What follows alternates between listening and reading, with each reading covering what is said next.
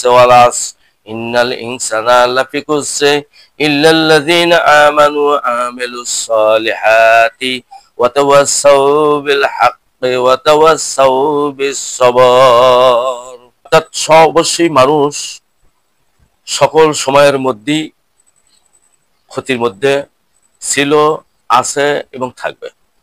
এই আয়াতের অর্থতে বোঝা যায় আল্লাহ যেহেতু সকল সময়ের কসম খেয়ে বলেছে, নিশ্চয়ই মানুষ, ইনসান মানে মানুষ, শুধু মানুষের কথা বলেছে, সকল মানুষই ক্ষতির মধ্যে। যেহেতু পূর্ববর্তীতে সকল সময়ের কসম খেয়ে আল্লাহ রাব্বুল আলামিন বলেছে, সেই জন্যই সব মানুষই অতীত সময় যেটা অতিবাহিত হয়ে গেছে সেই সময়ের মধ্যেও মানুষ ক্ষতির মধ্যে ছিল, বর্তমানে ক্ষতির মধ্যে আছে, ভবিষ্যতে ক্ষতির মধ্যে থাকবে। আল্লাহ রাব্বুল আলামিন এই কথাটা কেন বললেন?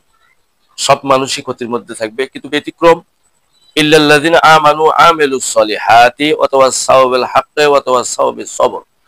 আল্লাহ রাব্বুল আলামিন বলেছে যে ইল্লাল্লাযিনা আমানু, যারা ঈমানদার ব্যক্তি, যারা ঈমানদার ও আমল করে যারা এবং আমলে সলেহ করে যারা, এই সব মানুষের কথা বাদ দিয়ে যদি আমরা বলি, এইভাবে যদি তর্জমা করা হয় বা বোঝানো হয় যে একমাত্র ঈমানদার ব্যক্তি, এই চার শ্রেণীর ব্যক্তি মানুষ বাদ দিয়ে সব মানুষ ক্ষতির মধ্যে, এটা না।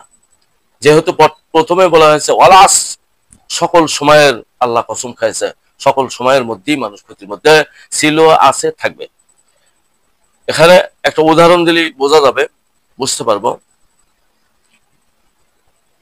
আমি ধরেন একটা ব্যবসা করি, অর্থাৎ বগুড়া শহর থেকে চট্টগ্রামে প্রতিদিন একটা মাল বহন গাড়ি নিয়ে যাওয়া হয়, তাতে প্রতি টিপে আমার 1000 টাকা করে লাভ হয়। ধরেন 1000 টাকা লাভ হয়, কিন্তু কোনো কারণে এই মাসে 2টা বা 3টা 5টা 10টা বা 15টা টিপ আমার মানে মারি গেছে, যাইনি, যাইতে পারেনি কোনো কারণে, গাড়ির সমস্যার কারণে হোক বা হরতালের কারণে হোক, যে কোনো কারণে যদি যাই নেই, তাহলে আমার দেখা যায় 10টা টিপে আমার 10,000 টাকা লস হয়েছে। আবার যদি এই ট্রাকটা অর্ধেক মাছ রাস্তা জায়ান্তরে যদি আগুন লেগে ধাপ করে আগুন ধরে যদি পুড়ে সারকার হয়ে যায়, তাহলে কিন্তু এটাও ক্ষতি হয়েছে। আল্লাহ রাব্বুল আলামিন বুঝাচ্ছে যে ঈমানদার ব্যক্তি এবং সবুরকারী ব্যক্তি, আমলকারী ব্যক্তি, হক ব্যক্তি প্রত্যেকেরই ক্ষতি হবে, ক্ষতির মধ্যে আছে। কারণ যারা ঈমানদার ব্যক্তি এবং আমল যারা করে এবং অথবা সাওবের সবর, সবুর যারা করে, অথবা সাওবেল হক, যারা হকের উপরে থাকে, তাদেরও অনেক সময় কোনো সময় ক্ষতি হয়। তো এখানে পুরো ক্ষতি বেঈমান যারা, আল্লাহ এখানে বুঝাচ্ছে যে ঈমানদারের ক্ষতি আর বেঈমানদারের ক্ষতি, এই দুইটা ক্ষতি সমান না। কারণ ঈমানদারদের ক্ষতি যারা আমল করবে, আমলে সলে করবে এবং সবুর করবে, হকের উপরে যারা থাকবে, তাদের যদি কোনো ক্ষতি হয়, হয়তো আমল থেকে কিছু ক্ষতি হয়ে যাবে। কিন্তু যারা এই ঈমানদার হবে না বা আমলে সলে করবে না, সবুর করবে না, হকের উপরে প্রতিষ্ঠিত থাকবে না, এই হকের উপরে প্রতিষ্ঠিত থাকতে গিয়ে হকের দাওয়াত যদি আমি মানুষকে না পৌঁছান, তাহলে এক শ্রেণী ক্ষতি হয়। এবং সবুর করে যদি আমি সেই সবুরের কথা, দাওয়াতটা অন্য জনের কাছে যদি না পৌঁছাই, তাহলে কিন্তু আমার এখানে কিছু ক্ষতি হয়। এই জন্য আল্লাহ রাব্বুল আলামিন বলেছে ইল্লাল্লাযিনা আমানু ওয়া আমিলুস সলিহাতি ওয়া তাওয়াসসাউ বিল হাক্কি ওয়া তাওয়াসসাউ বিস সবর। এখানে ঈমানদারদের ক্ষতি এবং বেঈমানদের ক্ষতি, দুটো ক্ষতি কিন্তু আসলে এক ধারার না, এক রকম না।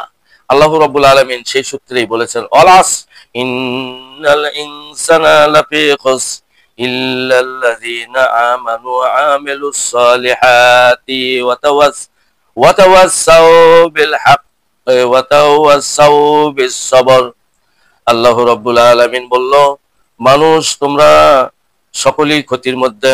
আমি আল্লাহ এটা সকল সময়ের কসম খেয়ে বলেছি, সকল মানুষই ক্ষতির মধ্যে। কিন্তু যারা ইল্লাল্লাযিনা আমানু ওয়া আমিলুস সলিহাতি ওয়া তাওয়াসসাউ বিল হাক্কি ওয়া তাওয়াসসাউ বিস সবর, এই চার শ্রেণী গুণ যার মধ্যে থাকবে তাদের ক্ষতি, আর এই চার শ্রেণী গুণ যার মধ্যে না থাকবে তাদের ক্ষতি না, ক্ষতিটা কিন্তু এক সমান হবে না। কারণ যারা বেঈমান হবে তাদের ক্ষতি দ্বারা তারা জাহান্নামে যাবে, আর যারা ঈমানদার ব্যক্তি, এই চার শ্রেণীর ব্যক্তির ক্ষতিটা জাহান্নামে নিবে না বান্দা।